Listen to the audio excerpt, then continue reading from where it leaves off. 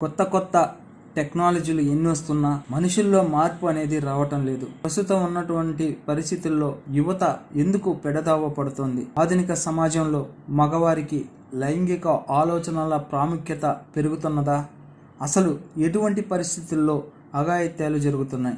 ఇటీవల కోల్కతాలో బలవంతానికి గురైనటువంటి డాక్టర్ ఎందుకు ఇలా జరుగుతోంది? ప్రతినిత్యం వార్తల్లో మగవారు లైంగిక దాడులు చేయడం చూస్తుంటాం. వాస్తవానికి ప్రతి వ్యక్తి తన చర్యల గురించి తెలుసుకునే స్థాయిలో ఉంటే ఇలాంటి నేరాలు ఎందుకు జరుగుతున్నాయి? అసలు ఎందుకు ఇలా జరుగుతోంది? ఆధునిక సమాజంలో కొన్ని విషయాలు మితిమీరిన ప్రచారం పొందాయి. ముఖ్యంగా ఆన్లైన్, సోషల్ మీడియా మరియు ఇతర సాంకేతిక మార్గాల ద్వారా ఎక్కువగా లైంగిక ఆలోచనలు యువతను ప్రభావితం చేస్తున్నాయి. ఈ ఆలోచనలను నియంత్రించలేకపోయినప్పుడు వారు తప్పుదోవలో ప్రయత్నిస్తారు.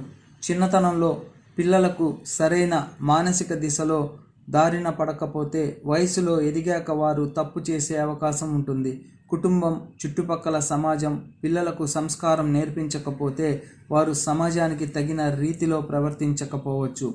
కొంతమంది మగవారు తమలో ఉన్న ఆత్మవిశ్వాసం లేకపోవడం, ఆగ్రహం లేదా నిరాశతో ఇతరులను బలవంతం చేయడానికి ప్రయత్నిస్తారు. ఇది ఒక తాత్కాలిక సంతృప్తి పొందే మార్గంగా వారు భావించవచ్చు.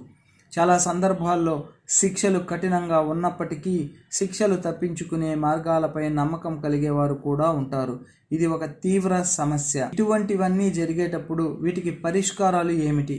పిల్లల్ని చిన్న వయసు నుంచే సంస్కారం, మర్యాదలు, ఇతరుల పట్ల గౌరవం నేర్పించాలి. ఎలాంటి లైంగిక ఆలోచనలు వచ్చినా వాటిని కట్టడి చేసుకోవడం నేర్పాలి. కుటుంబం, సమాజం కలిసి బాధ్యత వహించాలి. బాలురు మరియు యువతకు సరైన మార్గదర్శకత్వం అందించాలి.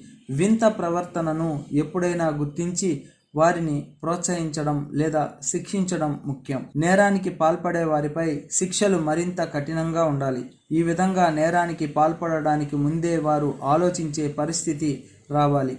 మానసిక ఆరోగ్యం గురించి ప్రజలకు అవగాహన పెంపొందించాలి. అవసరమైనప్పుడు కౌన్సిలింగ్, సైకలాజికల్ హెల్ప్ అందించడం ద్వారా నేరాల సంఖ్య తగ్గించవచ్చు. లైంగిక దాడులు ఏ విధంగా ఉన్నా అది బాధితుడిని శారీరకంగా, మానసికంగా తీవ్రంగా దెబ్బతీస్తుంది. ఈ సమస్యకు పరిష్కారం ఎక్కడుంటే మానవతా విలువలు, కుటుంబం, సమాజం, సరైన శిక్షణ అన్నీ కలిపి యువతకు సరైన మార్గం చూపిస్తాయి. సమాజంలో మనం ప్రతి ఒక్కరూ బాధ్యతగా ప్రవర్తించి ఈ అఘాయిత్యాలను అరికట్టే ప్రయత్నం చేయాలి.